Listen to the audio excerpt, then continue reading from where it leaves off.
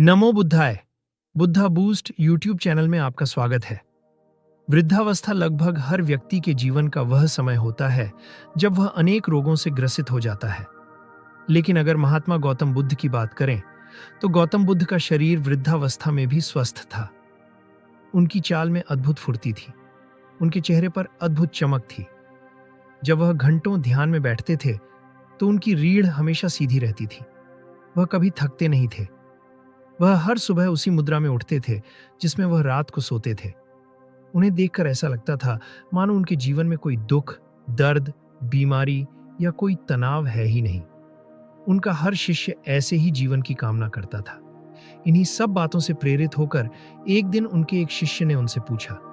शिष्य ने कहा, हे तथागत, एक भिक्षु का पूरा जीवन भिक्षा मांगने में ही बीत जाता है।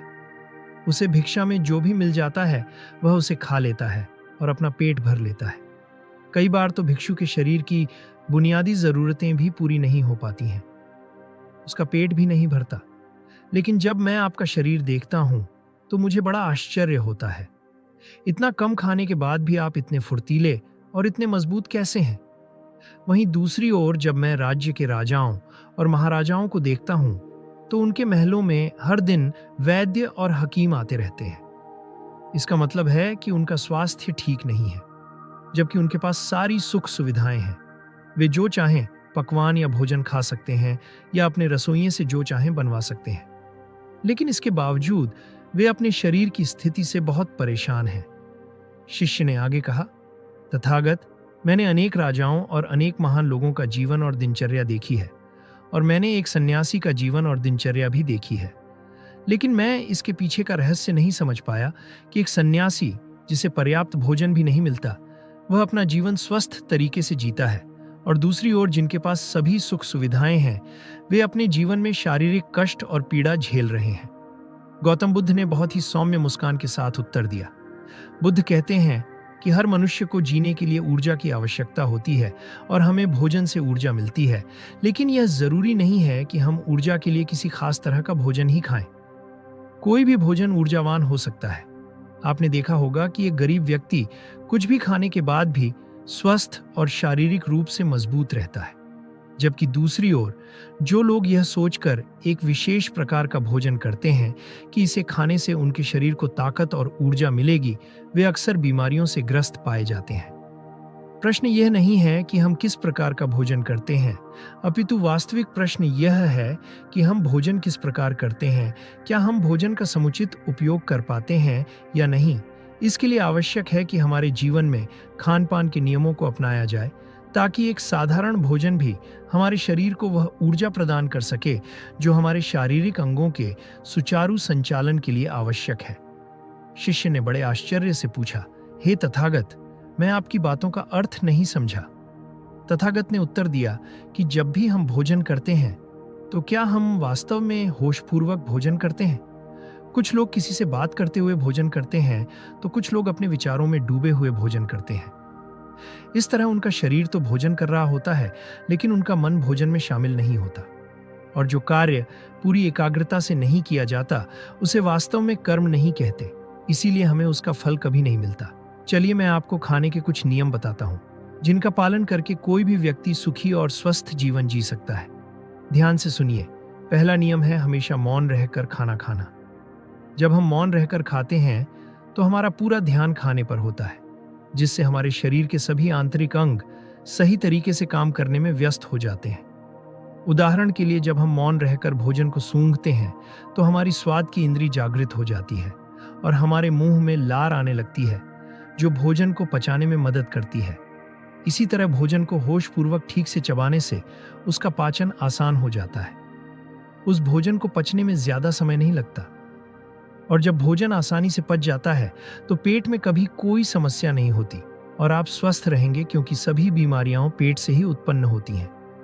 दूसरा नियम यह है कि जब भी आप खाना खाएं तो उस खाने के प्रति ग्रहणशील बने। जिस व्यक्ति ने खाना बनाया है और जहां से खाना आया है उसके प्रति अपने मन में कृतज्ञता का भाव विकसित करना बहुत जरूरी है। उनके प्रति कृतज्ञता व्यक्त करने से मन में प्रेम पैदा होता है और हमारा शरीर अपने आप ग्रहणशील हो जाता है। तीसरा नियम जो हमारे शरीर की कई बीमारियों को खत्म कर सकता है वो है कि हमें कभी भी सूर्यास्त के बाद भोजन नहीं करना चाहिए। अगर हम रात को खाना खाते हैं तो हमारा शरीर पूरी रात उस खाने को पचाने में लगा रहता है।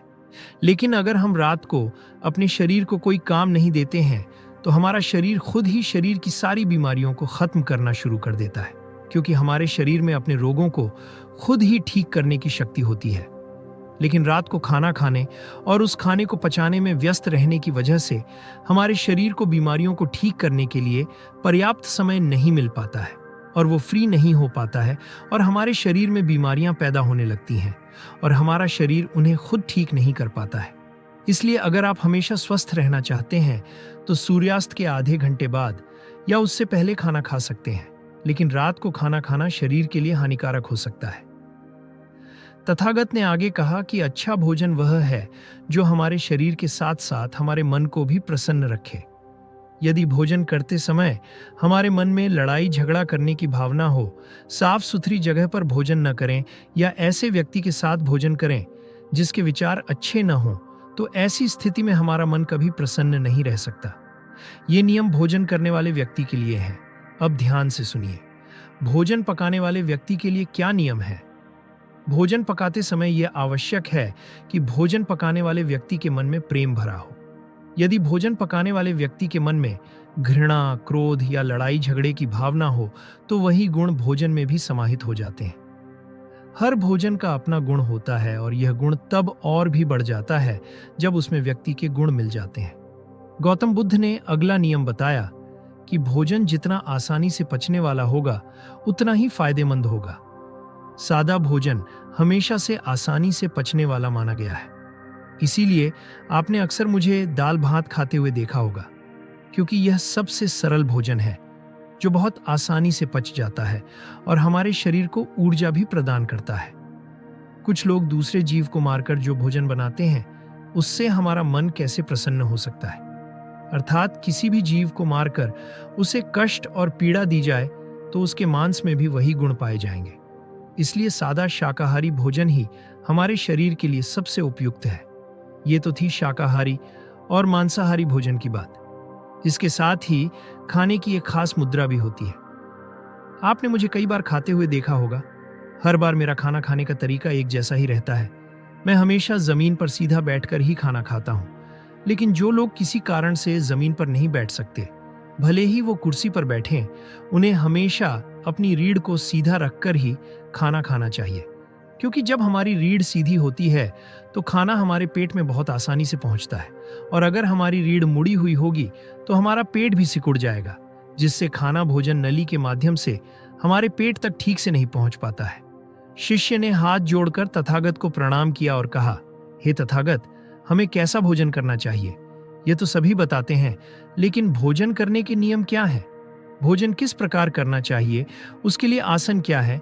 यह सब आपने आज मुझे बहुत अच्छे से समझाया है। आपसे यह ज्ञान पाकर मैं धन्य हो गया।